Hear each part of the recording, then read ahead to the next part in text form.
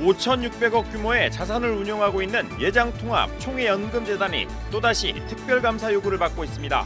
연금재단은 오는 18일 이사회를 열어 특감 수용 여부를 최종 결정하기로 했습니다. 미얀마 민주화 운동을 지지하는 국제사회 여론이 커지고 있는 가운데 한국기독교교회협의회를 비롯한 국내 기독교 단체들이 미얀마 군부의 만행을 규탄하고 나섰습니다. 예장합동 소강석 총회장이 총신대 정의사 선임 문제와 관련해 유은혜 교육부 총리를 면담하려고 했으나 불발됐습니다. 매년 3월 첫째 주 금요일 전 세계 기독교 여성들이 참여하는 세계 기도일 예배가 내일 열립니다. 이번 세계 기도일 예배는 코로나19로 온라인으로 진행됩니다. 여러분 안녕하십니까? CBS 뉴스입니다. 5,600억 원 규모의 자산을 운용하고 있는 예장통합총회연금재단이 또다시 특별 감사 요구를 받고 있습니다. 3년 전 투자한 200억 원을 잃을 상황이 되면서 연금 가입자들이 특별 감사를 요구한 겁니다. 연금재단은 오는 18일에 이사회를 열어서 특감 수용 여부를 최종 결정하기로 했습니다. 천수연 기자입니다. 예장통합총회연금재단은 지난 2017년 신한금융투자 등이 조성한 투자조합에 200억 원을 투자했습니다. 이 투자조합은 통합연금재단을 비롯한 국내 투자자를 모아 모두 780억 원을 미국의 한 당뇨병 치료제 개발 업체에 투자했습니다. 그러나 해당 업체는 새 치료제에 대해서 미국 식품의약품안전처 FDA의 승인을 끝내 받지 못하고 지난해 말 파산 절차에 들어간 것으로 알려졌습니다. 지분 참여 형태로 투자돼 회사가 파산하면 투자금 200억 원은 사실상 회수가 불가능할 것으로 전망되고 있습니다. 가입자회는 이번 투자 손실과 관련해 특별 감사를 요구하고 나섰습니다.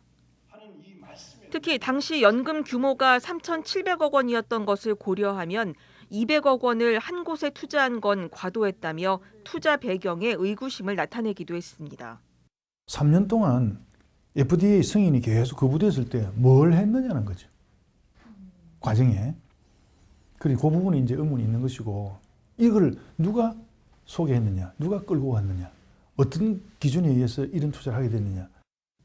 가입자회 회장인 정일세 목사는 기금 운용이 보다 안정적이어야 한다고 밝혔습니다. 실제 당시 투자조합이 제시한 수익률은 19%, 수익률이 높은 만큼 위험도 클 수밖에 없었던 셈입니다. 우리가 좀 적게 받는 한이 있더라도 안정성이 유지돼야지, 원금이 자꾸 날아가는 이런 투자를 해서는 불안해서 못 살잖아요. 그런 투자를 해서는 안 된다. 이번 200억 투자건과 관련해 연금재단은 투자조합 운용사의 불완전 판매 의혹이 있다며 금융감독원에 제소를 준비하고 있다고 밝혔습니다.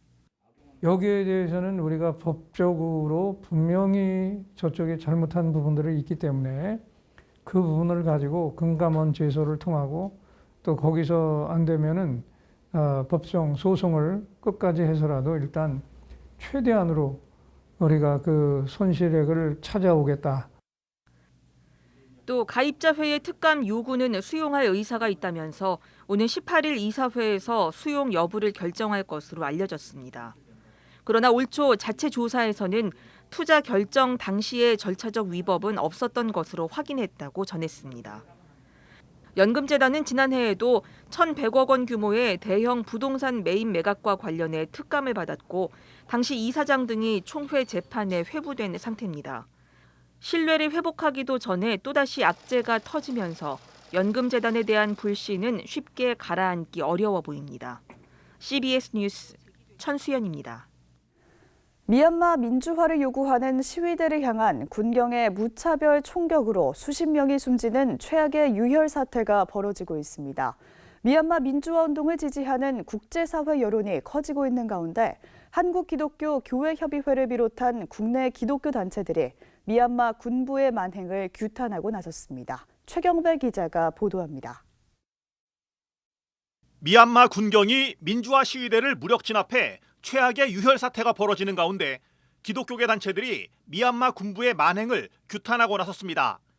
한국기독교교회협의회 인권센터와 한국기독교사회발전협의회, 한국기독학생회 총연맹, 한국기독청년협의회 등 기독교 단체들은 긴급 기자회견을 열고 미얀마 군부가 자행하고 있는 잔인한 무력 진압과 시민 학살 사태를 강력히 규탄한다고 밝혔습니다. 이들은 과거 우리 국민들이 독재 정권에 저항하며 민주주의와 인권을 위해 투쟁할 당시 해외에서 많은 지원이 있었던 것을 기억한다면서 지금은 우리가 그 사랑의 빚을 갚아야 할 때라고 강조했습니다. 미얀마 민주화 운동을 지지하고 연대하는 것이 그 빚을 갚는 길이라고 말했습니다. 다시는 이런 군경의 총탄이 양민을 학살하는 만행의 역사가 계속되지 않고 참다운 민주주의의 새 역사가 미얀마를 시작으로 해서 모든 억압받는 이 땅의 민중들이 해방을 받는 그런 시간을 꿈꿔 보게 됩니다.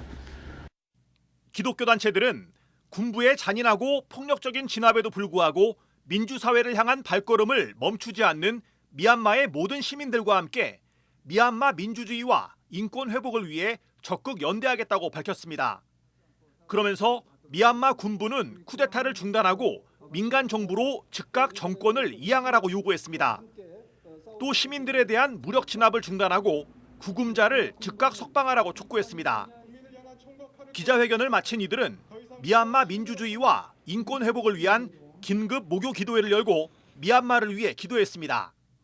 미얀마 민중들이 걷고 있는 민주화 항쟁의 길이 결코 헛되지 않게 하셔서 불의에 저항하는 전 세계 모든 이들에게 희망의 씨앗이 되게 해 주십시오.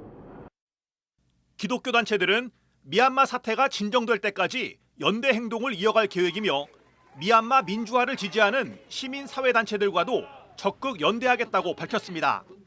CBS 뉴스 최경배입니다.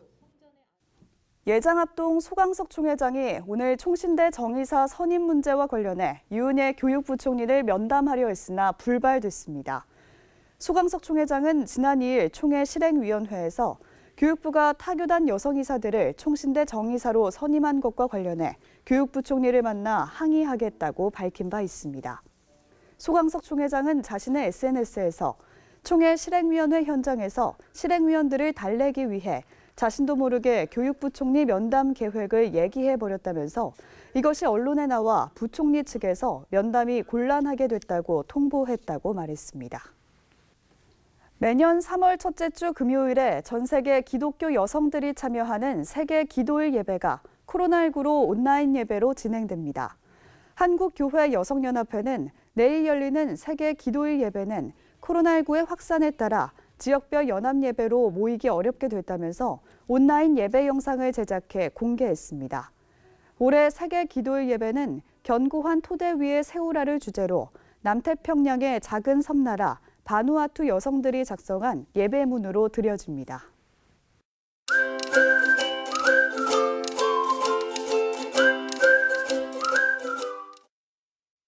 요즘 스포츠계와 연예계가 학교 폭력으로 들끓고 있죠. 여자 배구의 자멜 선수 그리고 한 트로트 경연 프로그램에 출전했던 가수가 학교 폭력 가해자임이 밝혀졌습니다. 오늘 목요인 데이터 시간에는 학교 폭력이 어느 정도 일어나는지 또 가해자는 누구고 그들은 왜 폭력을 행사하는지 살펴보겠습니다. 목요데이터 연구소 김진양 부대표 나오셨습니다. 어서 오세요. 네, 안녕하세요. 네, 이 학교 폭력 피해가 가장 많이 일어나는 때는 언제로 나타났습니까? 학교 폭력 유형도 함께 설명해 주시죠. 예, 우선 2020년에 학교 폭력을 당했다고 이렇게 응답한 학생들이 교육부 조사에 따르면 2만 7천 명, 전체 학생 중에 0.9%였습니다. 근데 2019년에는 1.6%였거든요. 많이 낮아졌는데 이거는 코로나 때문에 학생들이 이제 학교에 가지 않아서 그런 거지 학교 폭력이 소멸되기 때문에 나타나는 현상은 아닌 것 같아요. 예. 그리고 학교 폭력은 여러 가지 유형이 있는데 우리가 흔히 학교 폭력 그러면 신체 폭력, 신체에다가 위력을 가하는 신체 폭력만 생각하기 쉽잖아요. 근데 신체 폭력은 한 8% 정도밖에 안 되고요. 예. 제일 많은 건 이제 언어 폭력입니다. 네. 말로 상대방을 모욕하거나 막 이런 언어 폭력이었고요. 그리고 집단 따돌림, 왕따라고 하는 이 따돌림이 26%, 그다음에 사이버 폭력이 12%였고요.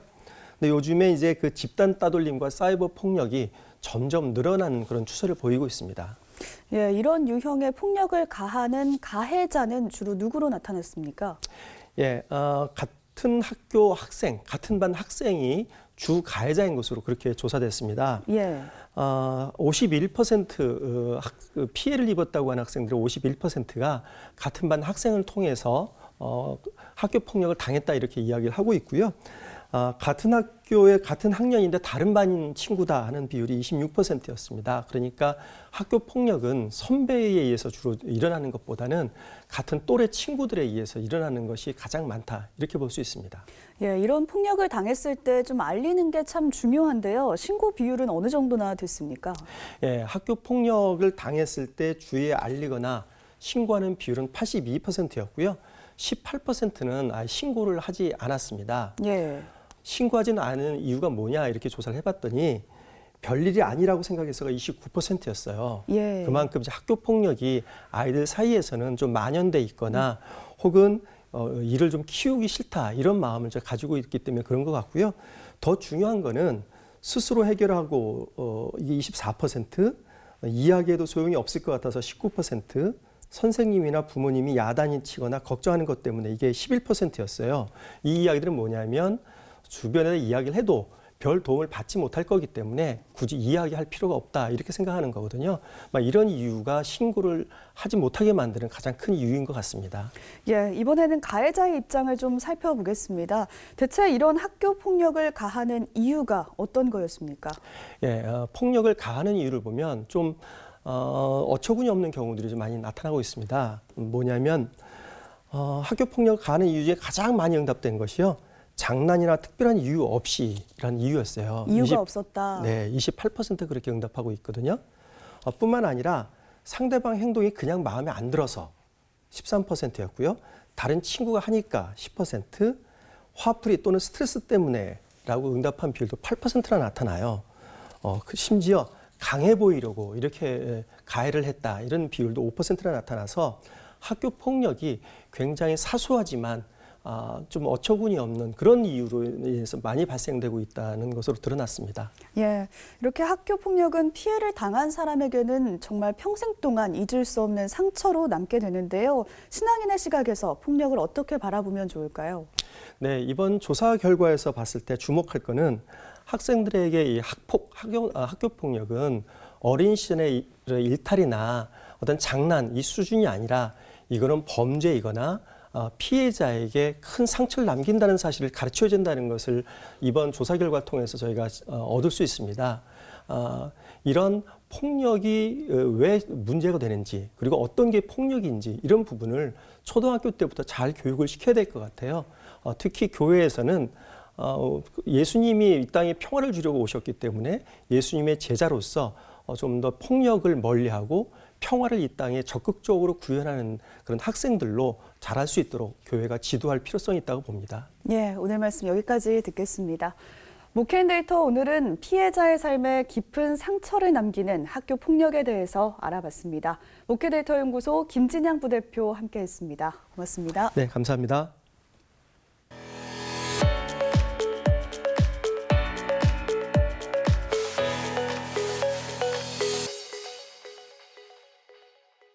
간추린 지역교계 소식입니다.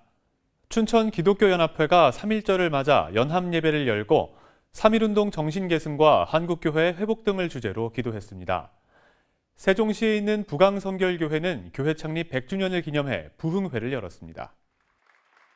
춘천 기독교연합회가 제102회 3.1절 기념 연합예배를 열고 3.1운동 정신계승과 춘천의 성시화, 코로나19 조기 종식과 교회 회복 등을 위해 기도하는 시간을 가졌습니다.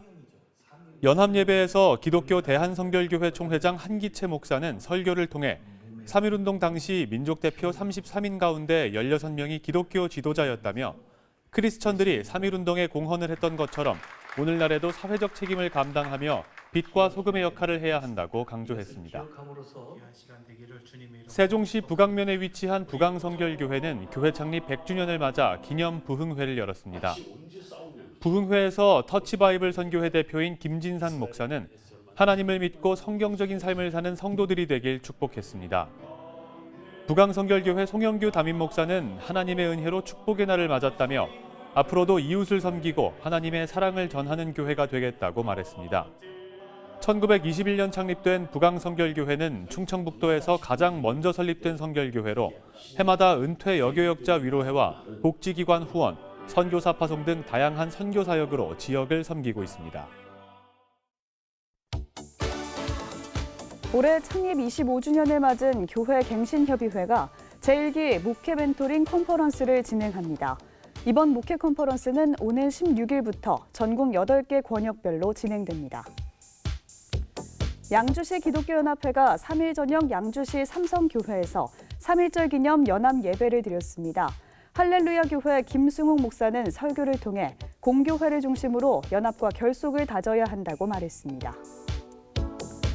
통합여전도회 전국연합회는 어제 여전도회관 강의실과 유튜브에서 제52회 70일 임원단 수련회를 열고 임원 리더십 교육을 실시했습니다. 총신대학교가 교육부와 국립특수교육원이 주관하는 2020년 장애대학생 교육복지지원 실태평가에서 최우수 대학에 선정됐습니다. 총신대는 이번 실태평가에서 400여 개 대학 가운데 상위 9%에 달해 최우수 등급을 받았습니다.